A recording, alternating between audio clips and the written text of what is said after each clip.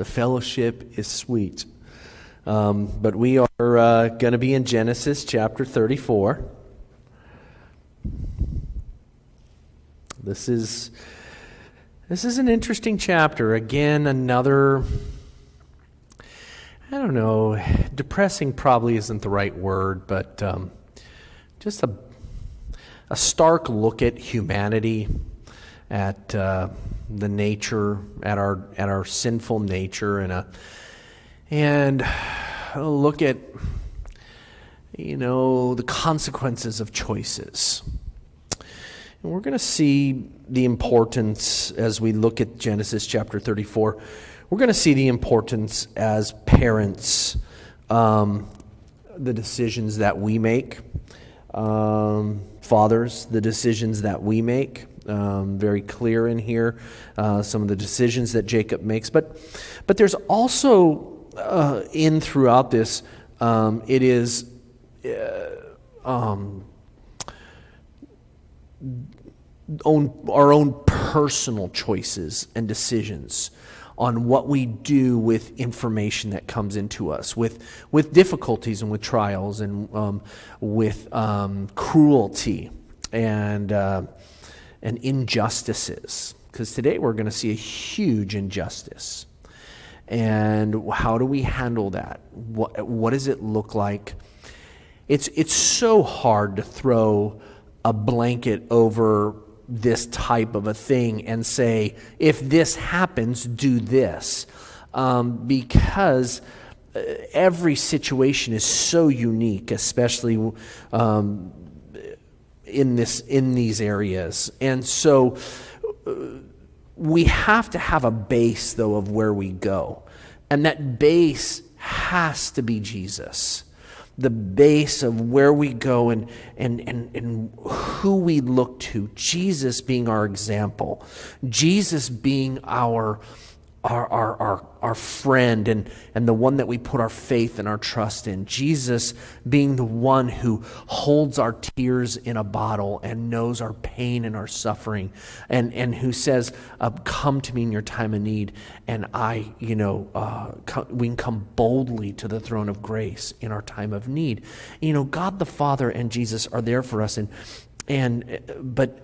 but we've got to have a place we can go. There's got to be this go-to thing, because these kind of social injustices and different things can happen in our life. And if we don't have that foundation, then we grasp at things to find it.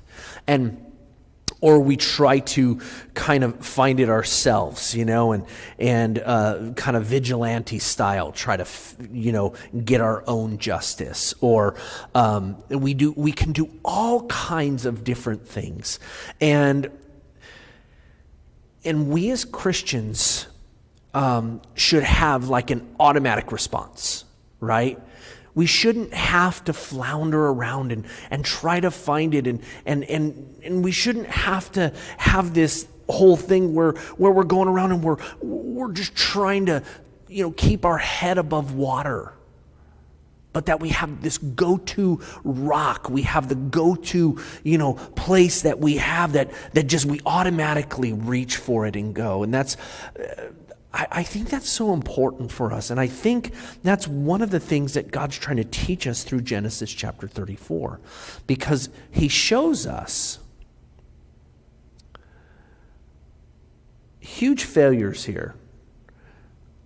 And I think part of the reason he shows us is so that we'll know or we'll learn from their mistakes. But isn't it weird how dull we are at learning from others' mistakes, from our parents' mistakes, or we want to make the same mistakes, in our pride. No, I should be able to make the same mistakes as them. It's like, no, how about we learn from that person's mistakes, right? And so as we move into chapter 34, remember, God told Jacob to return to his family. Back in chapter 32, in verse 9, God said, go back to your family. And his family was in the area of Hebron. And And we'll see next chapter, he actually tells him to go. He directs him to Bethel. And remember, Bethel is that place that the Lord met him when he was fleeing his brother Esau and heading to Laban before he had all the difficulties and the troubles with Laban. But God tells him to go to his family. He doesn't. He doesn't because we believe it appears that he's afraid of Esau. Esau, remember at the end of chapter 33, Esau wants to take him and say, hey, let's go on together. You can come with me to where I'm at. And Jacob's like, no, don't worry about it. I'll meet you there. And then he turns and goes a different direction. The only reason he really would do that is because he still feared his brother. And so Jacob settles at the end of chapter 33. We see he settles in the city of Shechem, which is in the land of Canaan, which is in the promised land that God said he would give, but it's not exactly. It was kind of halfway obedience. It wasn't complete obedience. He went part of the way that God told him to go, and that halfway obedience was very detrimental to his family. Shechem, and I think, part of the reason he stopped in Shechem is because Shechem was wonderful for herds and for prosperity. We had the fertile lands and all of the prosperity that would come with the fertile lands for his herds, his cattle, and his sheep, and all of that. But it was a terrible place to raise a family. As we're going to see, the people there are very ungodly. It was known in that culture and in that time of being a very ungodly city, a very wicked and evil city. And it was quite a ways away from Hebron, where he was supposed to go, the area where his father, he said, go back to where your father lives and I will bless you. You see, the trust, as the difference when Abraham and Lot were standing there, and Lot looked and he saw the fertile ground near Sodom and Gomorrah, and Abraham said, you tell me which way, we need to split. You pick that way, I'll go that way. You pick that way, I'll go that way. And Lot picked the fertile ground, and Abraham went to the area that was not quite so fertile, trusting that God would bless him. And Jacob is not doing that here. Jacob is making a choice based on his sight, based on what he sees, based on his own human understanding, and we're going to see it get him and his family into trouble. We read in chapter 34, verse 1, Now Dinah, the daughter of Leah, whom she had borne to Jacob, went out to see the daughters of the land. And when Shechem, the son of Hamor, the Hivite, prince of the country, saw her, he took her and lay with her and violated her. His soul was strongly attracted to Dinah, the daughter of Jacob, and he loved the young woman and spoke kindly to the young woman. So Shechem spoke to his father Hamor, saying, Get me this young woman as a wife. Now, we're just going to take this step by step, and we start off here first with Dinah going out to visit the daughters of the land. Dinah was one of the only daughter of Jacob's that's listed. We don't know if he had other daughters. I don't think he did. He had the one daughter, and which Leah was the mother. And now this may have been an innocent visit. She may have been rebellious. Her dad may have said, no, I don't want you to go visit them. She wanted to go anyways. I don't know. We don't know if this was, it doesn't really matter. One thing we notice here is that Dinah went out, and we know that she was not accompanied by any of the men of their group. We know that the brothers, we'll see here in a little bit, that the brothers are off with the cattle. Dad does not go with her. Whether she went with some of her maidservants or whatever, we don't know. But what we know is she was not accompanied. Now, in that culture, a woman that was unaccompanied was usually, or was known or thought to be, a harlot. was thought to be a prostitute or whatever. And that does not excuse what this man did. But as Dinah, went out, she went out into the land, and she didn't necessarily put much thought into what she was doing and making sure that she was following the customs of this area and different things. But one of the things I want us to see here too is that Dinah was mom and dad's responsibility. It is their responsibility to protect them from the world. And often, a lot of young people in our culture today don't like this. They are taught. It's funny. So many young people, they like the Bible. They want the truths of the Bible. They might even want to be an apologist and want to fight the what the world says, but they don't want the authority of the parents in their lives because the world teaches them that that's bad. In so many areas and ways, the world teaches that the parents don't understand you. The parents are too strong and too strict. If you're a parent that is not allowing your kid to do certain things, you're considered strict, and you are not, you're unloving and unkind, and actually the world sees you as a problem, and even the school systems. Well, I can't speak for the school systems here in Louisiana yet, but I can speak about the school systems in California. And the school systems want to get the kids out of the parents' hands. They feel like the school knows better how to raise these kids and to keep them because parents hold kids back. And often we see that, and so much of that has bled over into our kids' way of thinking, even into the church. And it's bled over, and the kids now believe that they want all this stuff, but no authority over us. Don't tell me what I can and can't do. But God has given us, parents, a responsibility to protect our kids from this world. Now, that does not mean shove them in a cave and hide them from everything for the rest of their lives, right? They have to be exposed to it. I'm a homeschooler, and I get to choose what I teach my kids.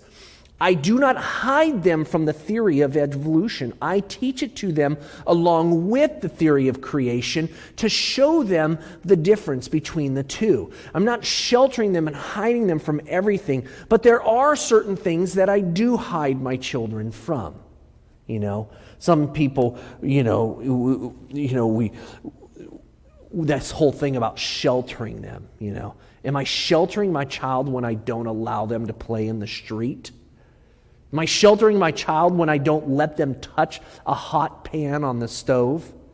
I'm not. I'm teaching them what's painful and what hurts and what's good. And there's a certain point in their life, a 2-year-old does not understand that hot pan. What do you say, a 2-year-old? You tell a 2-year-old, no, don't touch that. It's hot. And what do they go? And they're wanting to touch it. What is up with that? Why are we like that? And parents have a responsibility to stand up and be there for what's right and what's wrong. And let me just say this, parents, because there's this growing thing, especially even in the Christian, it's growing in our culture and even in the Christian community. We are not here. God did not place us in these children's lives to be their friends, but to be their parents. And that is huge.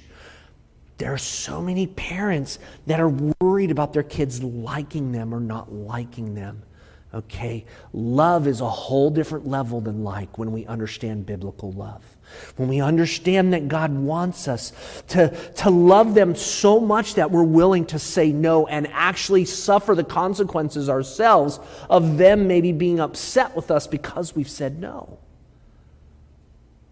But you know what? You know what I've found? Found this in my own kids, and I find it in other families, that parents who lovingly set boundaries for their kids.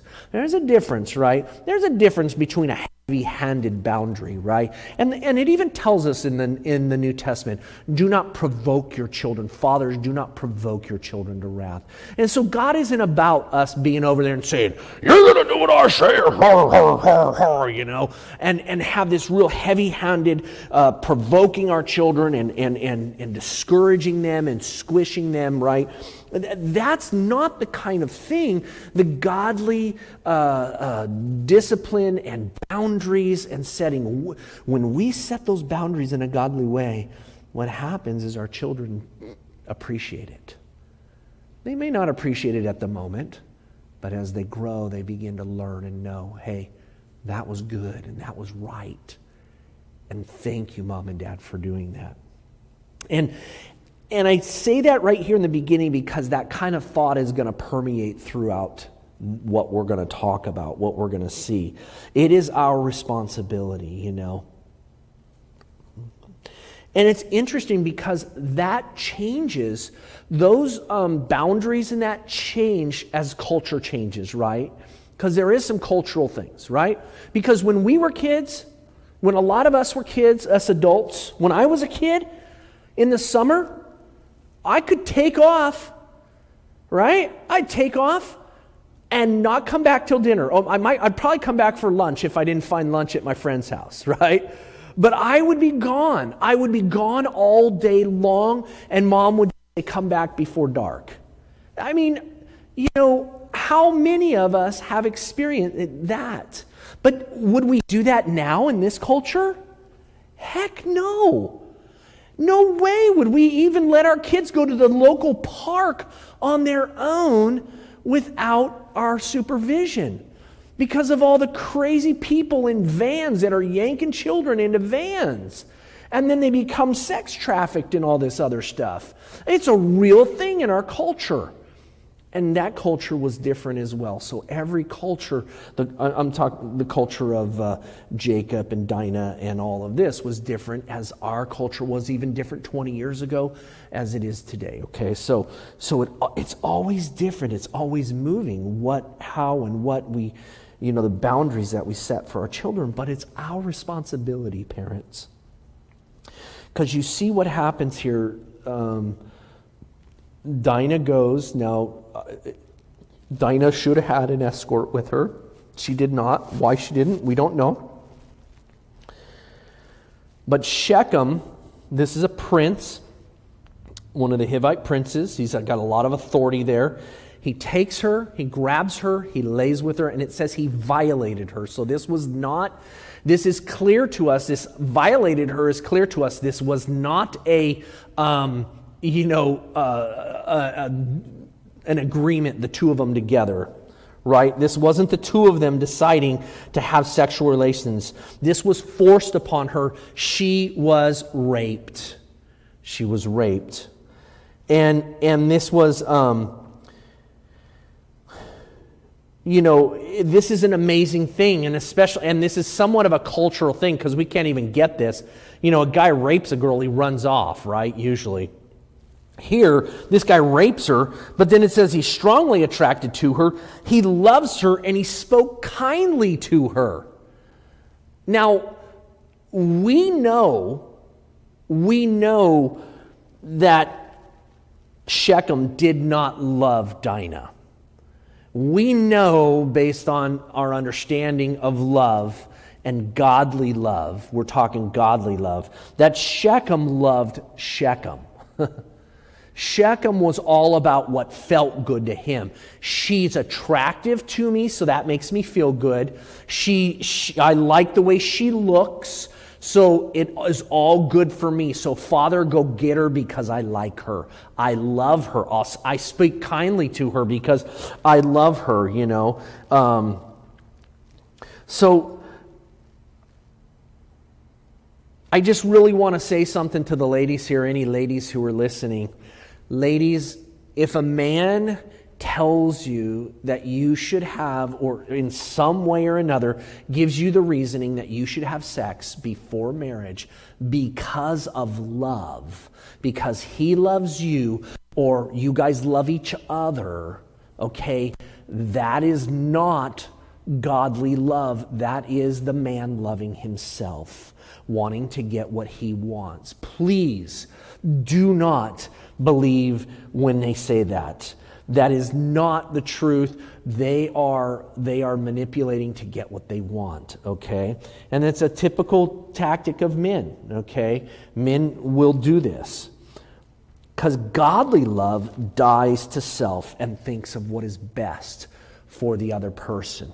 So godly love is going to say, because I love you, I am going to wait till our wedding night so that your honor is protected. Because I love you, I want our wedding night to be special. Because I love you, I want you to have no regrets about what we do. You see, it's not love. We should have sex and do what feels good and is pleasurable to us at this moment. You see, the man who loves that woman will wait because he says, I love her. Okay? So I want to make that clear, okay? I like her. She makes me feel good.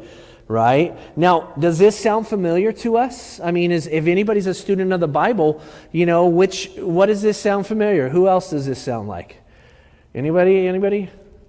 Samson, right? It's Samson. This is Samson right here, right? Judges chapter 14, verses 1 through 3. It says, now Samson went down to Timnah and saw a woman in Timnah of the daughters of the Philistines. So he went up and told his father and mother, saying, I have seen a woman in Timnah of the daughters of the Philistines. Now therefore get her for me as a wife. And then his father and mother said to him, is there no woman among the daughters of your brethren or among all of my people that you must go get a wife from the uncircumcised Philistines? And Samson said to his father, get her for me, for she pleases me well. So Samson, the same thing. It was all about his flesh. It was all about, she pleases me well. She looks good to me. I want her. Get her for me. Right? And so he says to his father, and then of course that creates all kinds of problems with the Philistines. But what we see here is Dinah somehow getting away from the covering of her parents. Now, was it Dinah's fault? Was it Jacob's fault? We don't know. Definitely, the father has to take some blame in this. The father has to take it. Always falls back on the father spiritually and biblically, and as far as God is concerned. Now, if she snuck away, but it doesn't say that to us. It just says she went, and so it indicates to us she had the approval of Jacob. And then we see here in verse 5, and Jacob heard that he had defiled Dinah, his daughter, and now his sons were with his livestock in the field. So Jacob held his peace until they came. Jacob says nothing. We're going to see Jacob heard about this and he holds his peace. His lack of outrage is amazing to me. He's not upset that his daughter, right now, as far as we know, this is his only daughter, his baby girl. This man rapes her, and Jacob keeps silent. We're going to hear more about that a little bit later. So Jacob keeps silent. And then Hamor, the father of Shechem, went out to Jacob to speak with him. And the sons of Jacob came in from the field when they heard it, and the men were grieved and very angry. Immediately her brothers knew that this was wrong. Immediately her brothers were grieved and they were angry. They were upset when her brothers came in and heard about this, because he had done a disgraceful thing in Israel by lying with Jacob's daughter, a thing which ought not to be done. So they knew it was wrong. This is not a question about, well, is it questionable, whether or not? No, everybody knew this was wrong. It was wrong.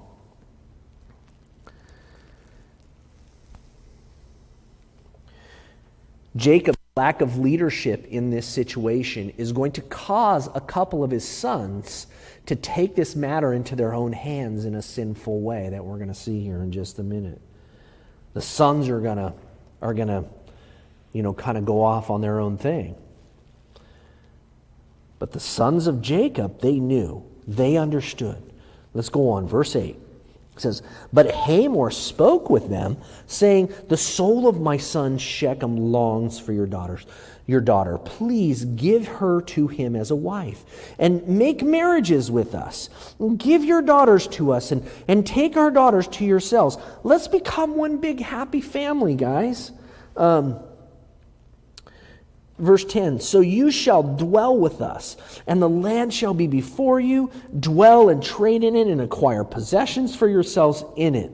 And then Shechem said to her father and her brothers, let me find favor in your eyes. So now the son, the one who actually raped her, is now speaking to them. Let me find favor in your eyes, and whatever you say to me, I will give. Ask me ever so much dowry and gift, and I will give according to what you say to me. But give me the young woman as a wife. Now, something interesting here. This interaction here, the fact that the father and the son, the father, Shechem and Shechem's father, feel no need to apologize or even acknowledge some wrongdoing, indicates that there was something cultural going on to us.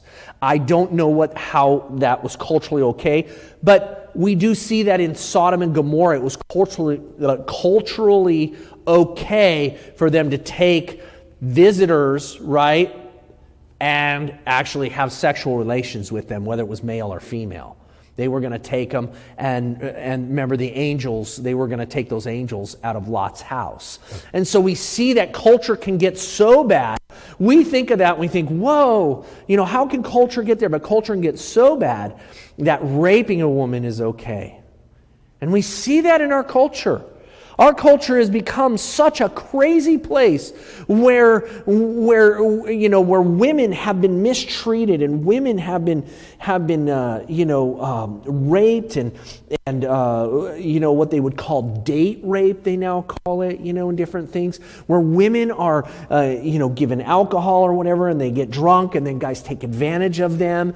And a lot of women don't say anything because they know they feel guilty because of what happened, or because they drank, they made the choice to drink, and they got themselves in a bad place, and all these other things. We see culturally how men take advantage of women, and it's okay. And it's not. It should never be okay in our eyes as Christians, as men.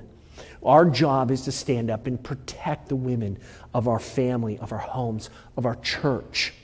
I used to teach the youth group.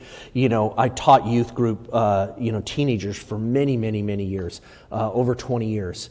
And I would always tell the young men, I say, your job even now, even to practice, is to protect the women of our youth group, to keep them pure. And you know who you need to protect them from? The number one person you need to protect them from is you.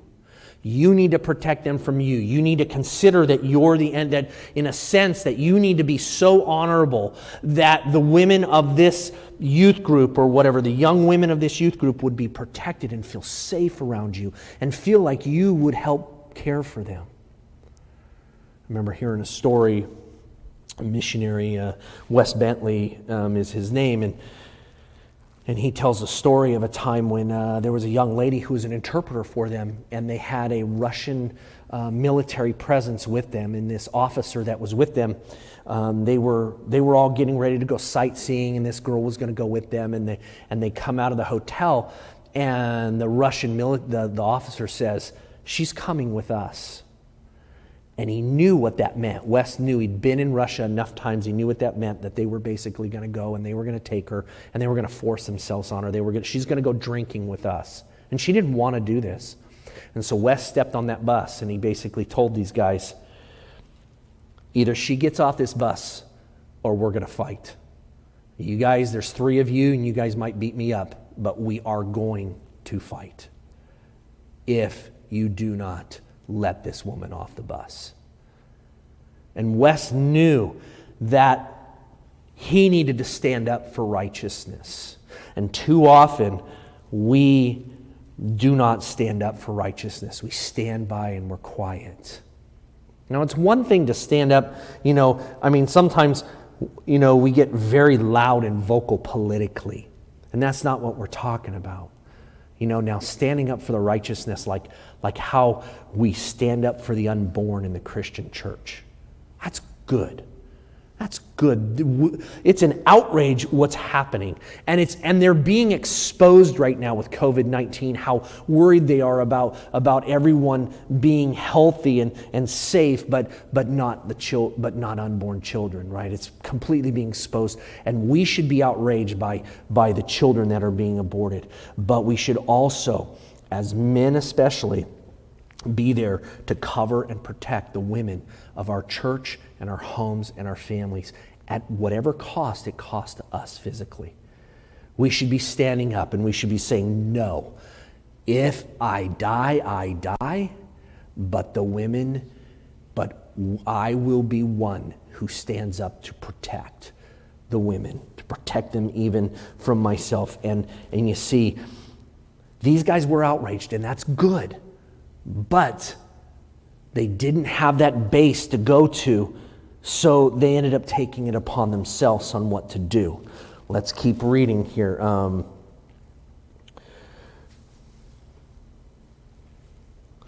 So Shechem basically says, promise, tell me anything, whatever you want, tell me, and we'll promise it. But the sons of Jacob answered Shechem and Hamor his father and spoke deceitfully. So they knew they were lying. This isn't like we started off saying, hey, maybe this is a good idea, and then they changed their minds in the middle. These guys spoke deceitfully from the beginning. So understand that they had a plan. They were angry at these guys, mad, and they were going to take out their revenge, okay? So they spoke deceitfully because he had defiled Dinah, their sister. Now, right there we say because he had defiled Dinah, their sister. That is an injustice, and a lot of times we say hooray. We say, yes, we like revenge movies. There are different revenge movies that we see, and we like the bad guy to get his, and we cheer at the end when the bad guy gets his and the good guy gets him. Even if the bad guy has to die, we're okay with that, and we want to see it, And these guys are about to take out revenge on their own. And he says, we cannot do this thing, they said in verse 14. To give our sister to one who is uncircumcised, that would be a reproach to us. But on this condition, we will consent to you. If you will become as we are, if every male of you is circumcised, then we will give our daughters to you, and we will take your daughters to us, and we will dwell with you, and we will become one people.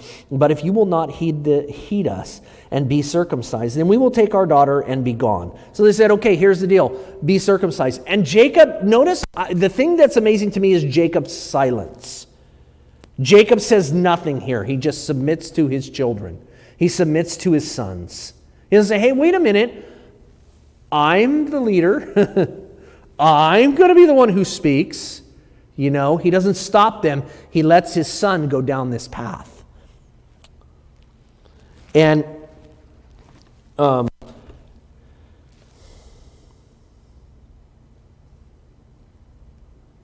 they were upset for treating their sister at best as a prostitute, right? We don't know exactly what the culture was, but the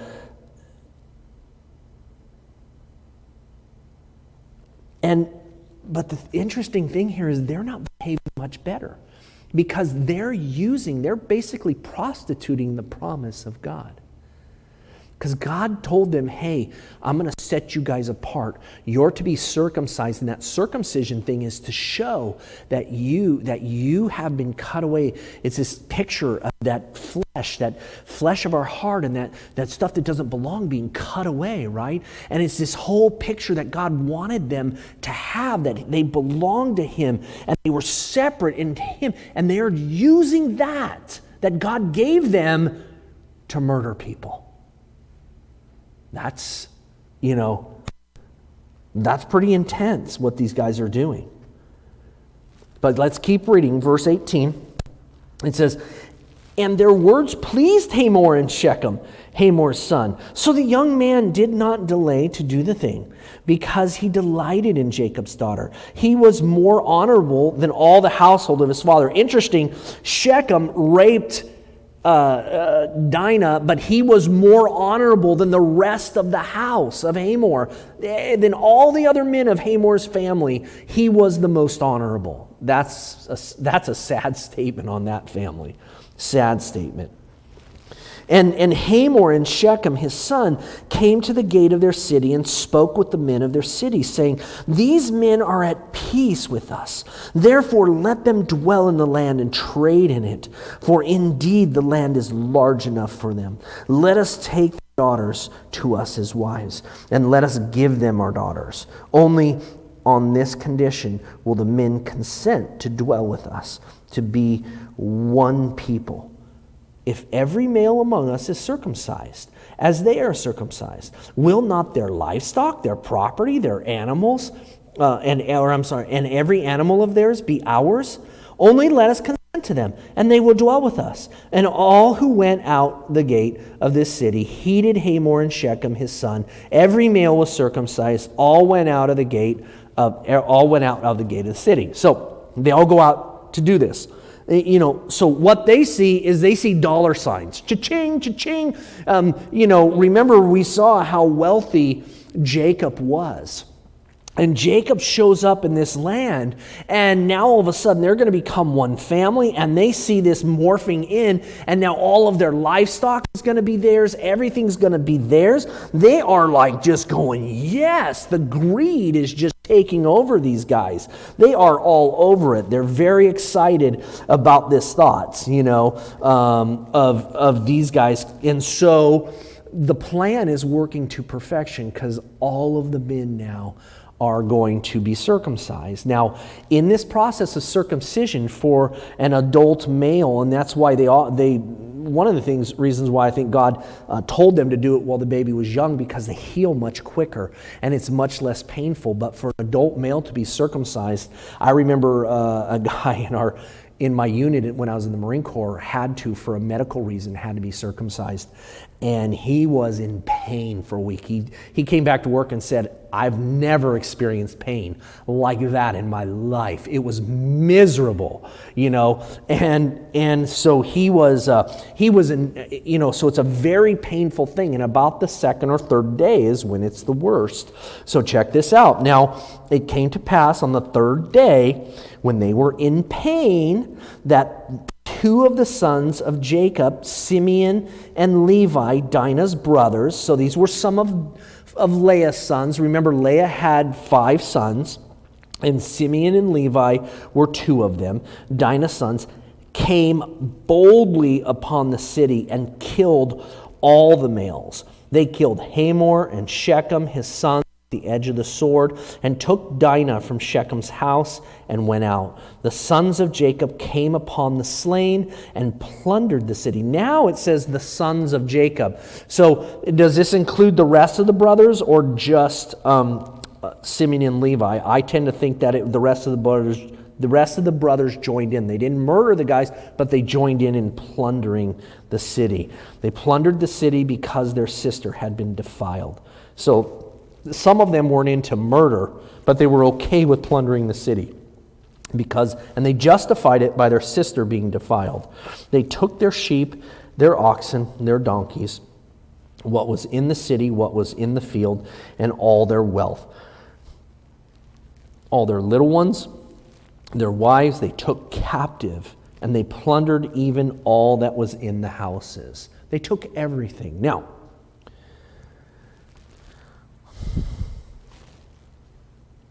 these guys coming boldly, this just shows the sinful nature of this. That these guys came in boldly, and their whole purpose was to kill. Now, biblically, justice should have been served. And biblically, Shechem should have died, right? Shechem should have paid for raping Dinah. He should have been punished, and he should have been amply, and actually, really what he should have received was death, stoning. He should have been stoned to death. Jacob never says anything. Jacob's silent on it. So Simeon and Levi devise a plan. Actually, I think all the brothers were in on it. I think, but some of them couldn't bring themselves to actually kill anybody.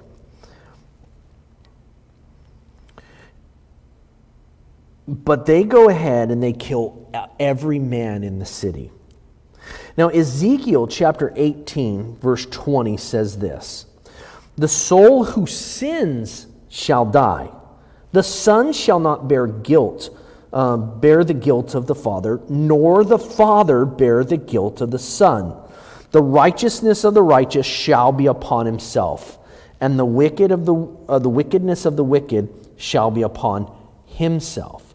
So now, even though we know that this city was wicked, it does not give Simeon and Levi the right to come in and wipe them out. Now, if God had told them to, then that was okay. But God did not necessarily tell them to do this. God did not say, I want this. This is what I want you guys to do. So they take it upon themselves to really take some sort of major revenge. And that's the problem with revenge. That's one of the major problems with us getting our own revenge, is often our revenge really wants them. The purpose for revenge is we want them to hurt like it hurt us. Because remember, they grieved and they were angry. And it hurt them that their sister had to go through this. And when there is a social injustice, something like this, and there's a lot of different types of social injustices, we want that person to pay.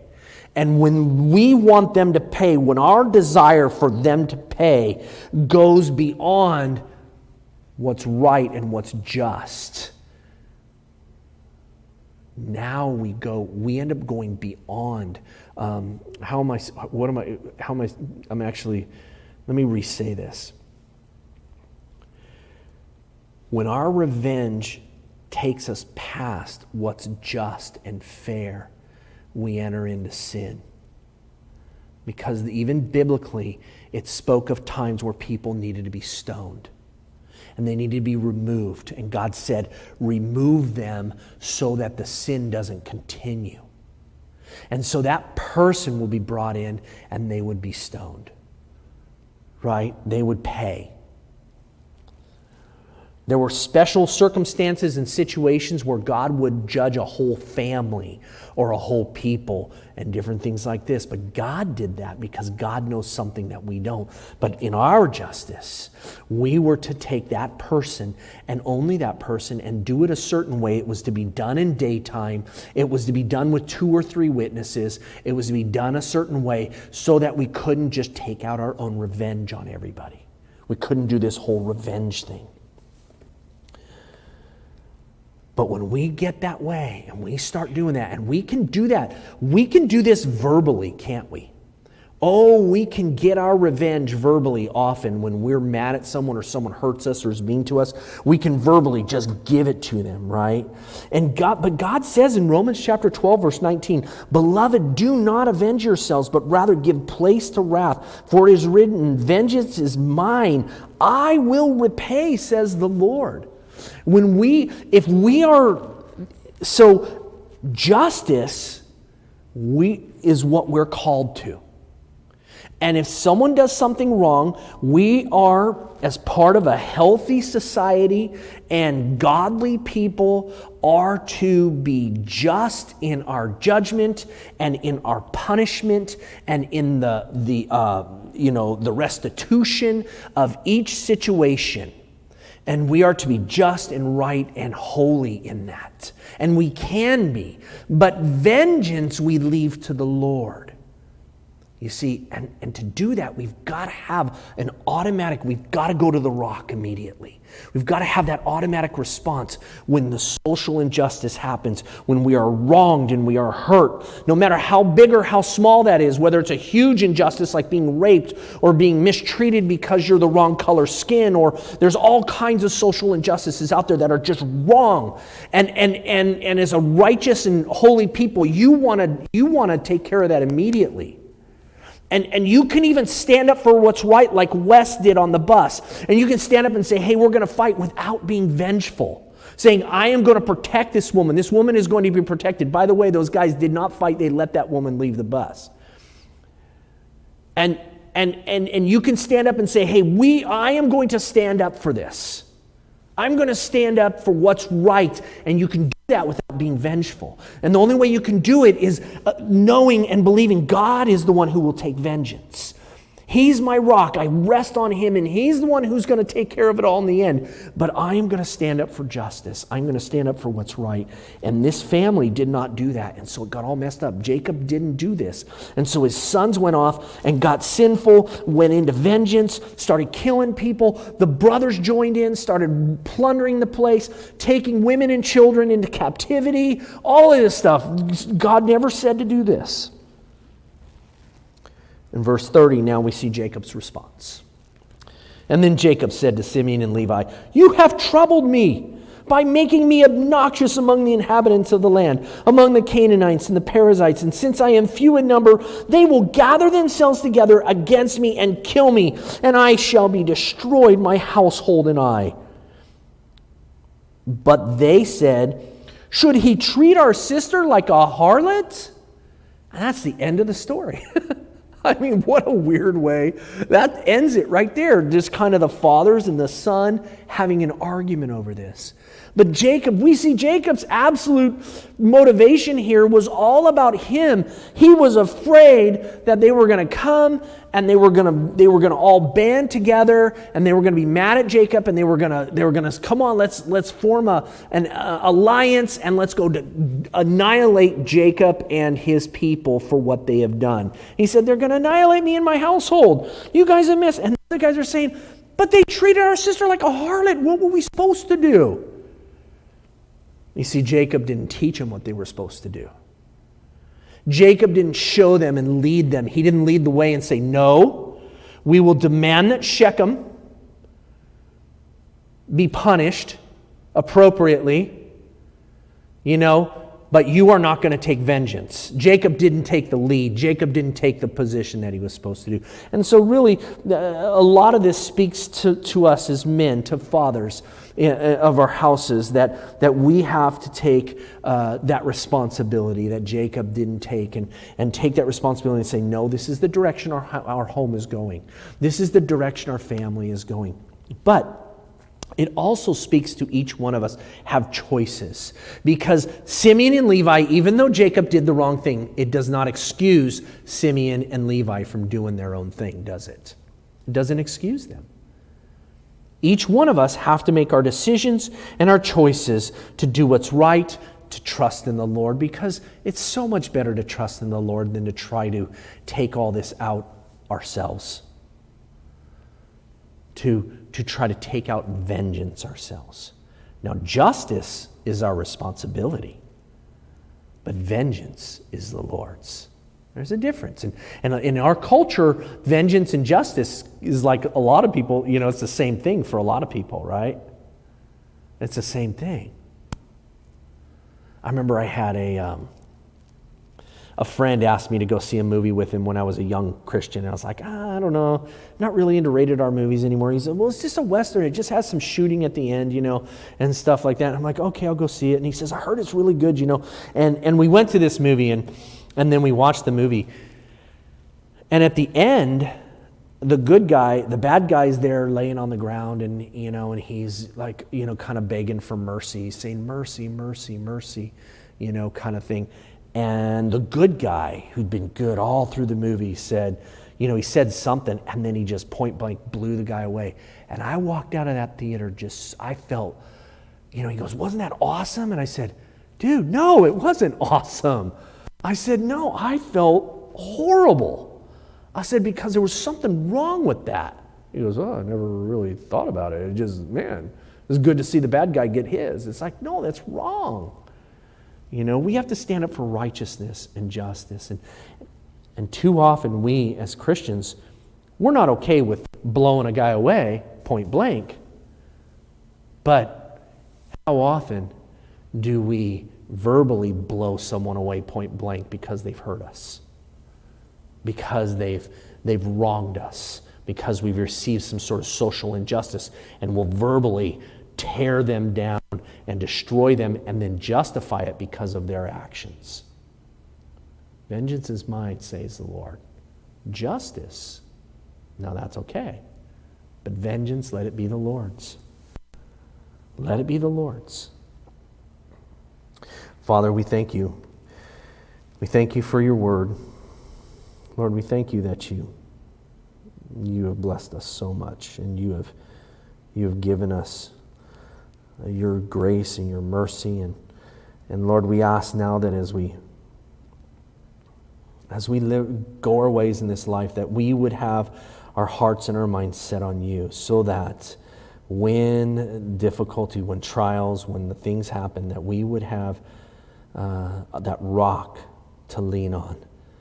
Lord, that we wouldn't need to lean on vengeance or those things, but we would be able to trust in you. We'd be able to lean on you.